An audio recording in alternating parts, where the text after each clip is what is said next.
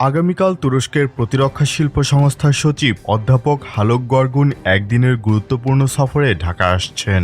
এই সফরের উদ্দেশ্য হল বাংলাদেশের সঙ্গে अस्सलामुअलैकुम। एक बार फिर से बहुत ही ज्यादा इम्पोर्टेंट वीडियो है। तुर्की की हेल्प से बांग्लादेश में ही असले को मेड करने वाली फैक्ट्री जो है वो बनाई जा रही है। बांग्लादेश में जदीद तरीन मॉडर्न किस्म के वेपन को मेड किया जाएगा। आज की वीडियो में हम यही बात करेंगे, तो without wasting the time video को स्टार्ट करते हैं। আগামীকাল তুরস্কের প্রতিরক্ষা শিল্প সংস্থার সচিব অধ্যাপক হালক গরগুন একদিনের গুরুত্বপূর্ণ সফরে ঢাকা আসছেন।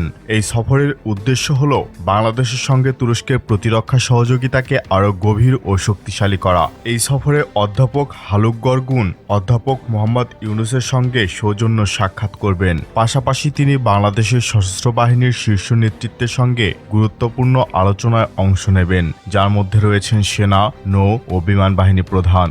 এই সফরে দুই দেশের প্রতিরক্ষা সহযোগিতার বিভিন্ন দিক নিয়ে আলোচনা হবে। তুরস্কের সঙ্গে বাংলাদেশের সশস্ত্র বাহিনীর সক্ষমতা বৃদ্ধির জন্য যৌথ প্রশিক্ষণ, গবেষণা, আধুনিক সমরাস্ত্র ক্রয়, প্রযুক্তি হস্তান্তর এবং সবচেয়ে বেশি গুরুত্ব পাবে যৌথ উৎপাদন। তুরস্কের প্রতিরক্ষা শিল্প সংস্থা সমরাস্ত্রের নকশা, উৎপাদন এবং প্রযুক্তি হস্তান্তরে বিশ্বব্যাপী সুনাম অর্জন করেছে।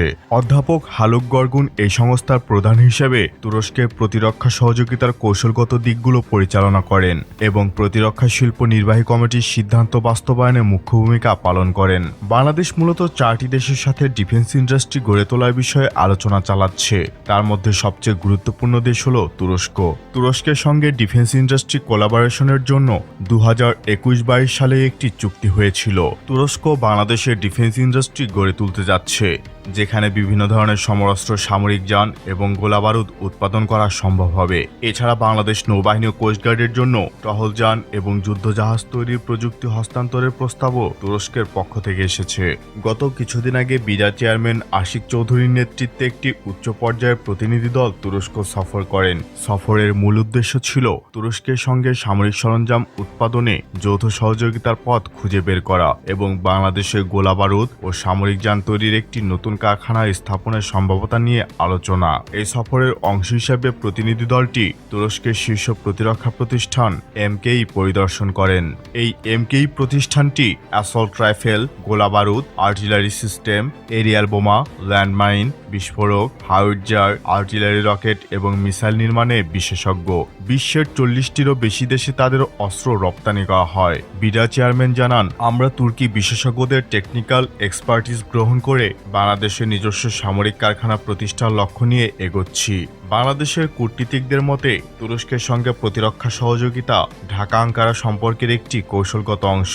এই সফর বাংলাদেশ সশস্ত্র বাহিনীর আধুনিকায়নে গুরুত্বপূর্ণ ভূমিকা রাখবে এবং দুই দেশের মধ্যে প্রযুক্তিগত ও কৌশলগত সহযোগিতাকে আরও এগিয়ে নিয়ে যাবে।